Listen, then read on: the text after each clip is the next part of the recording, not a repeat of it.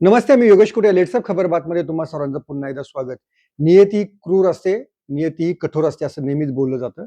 उपमुख्यमंत्री अजित पवार यांच्या अपघाती निधनानंतर तर या नियतीची अनेकांना प्रचिती आली. पण या नीतीपेक्षा देखील राजकारण तितकंच कठोर असतं, तितकंच ते दाहक देखील असू शकतं. आणि त्याचा देखील प्रत्यय आपल्याला या निमित्तानं येतो आहे. अजित पवार यांच्या अंत्यसंस्काराला 24 तास होण्याच्या आधीच अजितदादा यांचा वारस कोण याच्या चर्चा सुरू झालेल्या आहेत.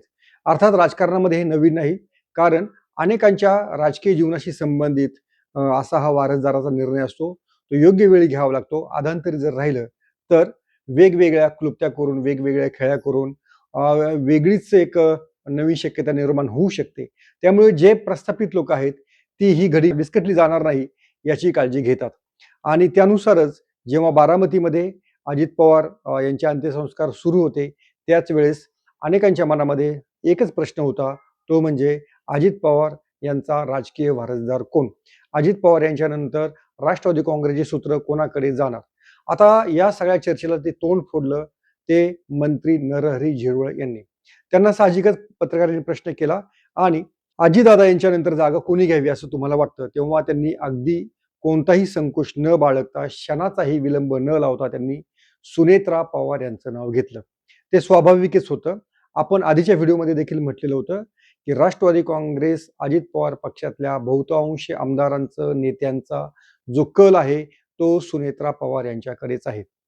पण याच्यामध्ये काही ट्विस्ट आहेत, काही बट्स आहेत. कारण एकट्या सुनेत्रा पवार हा खरोखरीच निर्णय घेतील का? कारण राष्ट्रवादी काँग्रेस पक्षाची दोन शकलं झालेली आहेत. एक पक्ष जो आहे तो शरद पवारांकडे आहे, दुसरा अजित पवारांकडे होता. आणि योगायोगानं हे दोन्ही पक्ष एकत्र येण्याच्या चर्चा गेल्या 2 महिन्यापासून सुरू झालेल्या होत्या. आता जी माहिती अजित पवार यांच्या निधनानंतर राष्ट्रवादी काँग्रेस शरद पवार पक्षाचे नेते देत आहेत, त्यांच्या म्हणण्यानुसार असं आहे की महापालिका, जिल्हा परिषद निवडणूक झाल्यानंतर हे दोन्ही पक्ष एकत्र येण्याची सुरुवात होणार होती. एवढंच नाही तर त्यांच्यामध्ये जे काही कायदेशीर दावे सर्वोच्च न्यायालयामध्ये सुरू आहेत, ते देखील मागे घेतले जाणार होते. दोन्ही बाजूने तडजोडीची भूमिका घेऊन एकच पक्ष असा होणार होता. अजित पवार असते तर या एकत्रित पक्षाचा नेता कोण याचं उत्तर स्वाभाविकपणे अजित पवार हेच आलं असतं. पण आता अजित पवार नसल्यामुळे ही क्लिष्टता त्याच्यामध्ये आलेली आहे. याला अनेक कंगोरे आहेत. याला कौटुंबिक संघर्ष आहे, राजकीय संघर्ष आहे. याच्यामध्ये भाजपचं देखील मत हे महत्वाचं ठरणार आहे.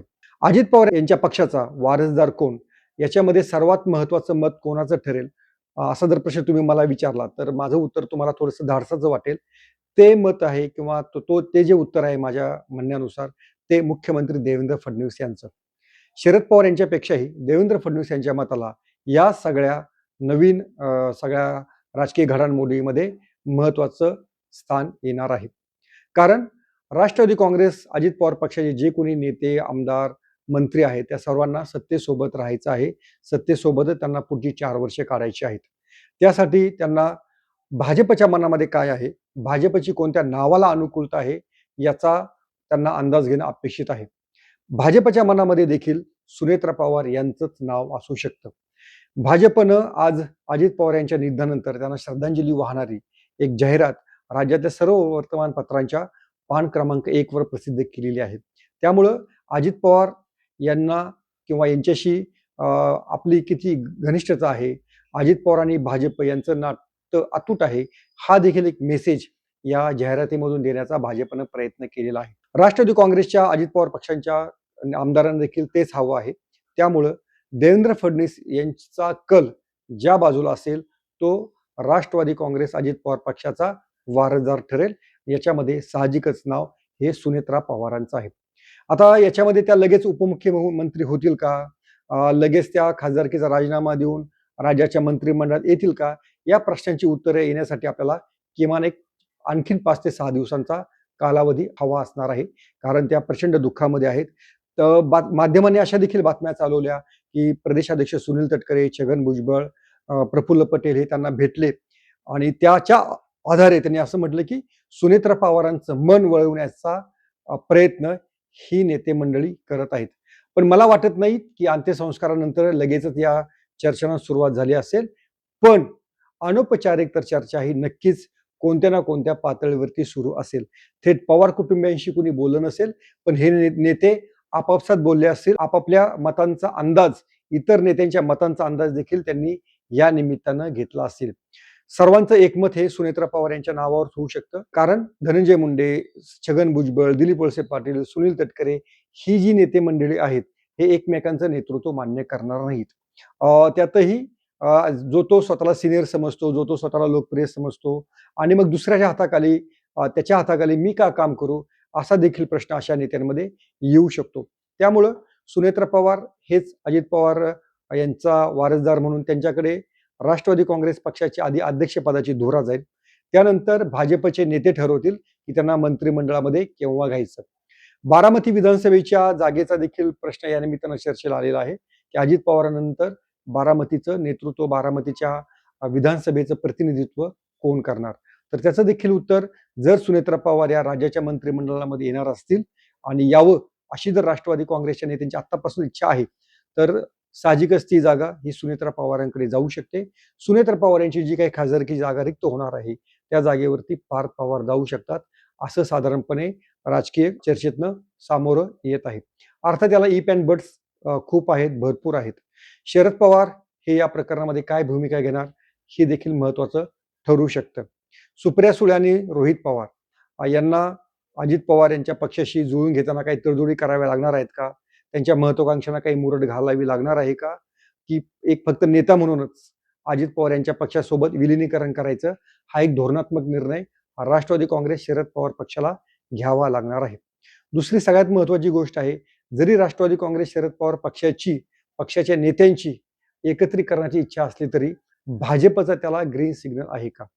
कारण राष्ट्रवादी काँग्रेस अजित पवार गटाचे जे काही नेते आहेत त्यांना सत्तेबाहेर जायचं नाहीये आणि जर भाजपचा विरोध असेल या विलिनीकरणाला, तर ते देखील मंडळी या विलिनीकरणाबाबत मौनच बाळगून राहतील.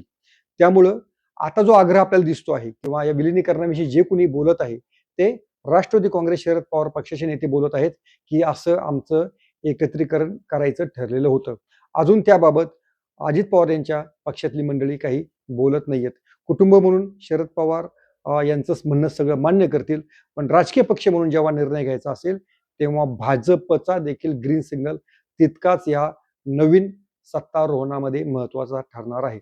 सध्या तरी जे काही चित्र आहे ते सुनेत्रा पवार यांच्या नावावर एकमत होणारं दिसून येत आहे. पण फक्त याला सुप्रिया सुळे, रोहित पवार आणि पवार कुटुंबातल्या मंडळींचा देखील होकार असणं आवश्यक आहे. त्यांनी होकार दिला तर सुनेत्रा पवार या सहजतेनं ते पद स्वीकारू शकतील.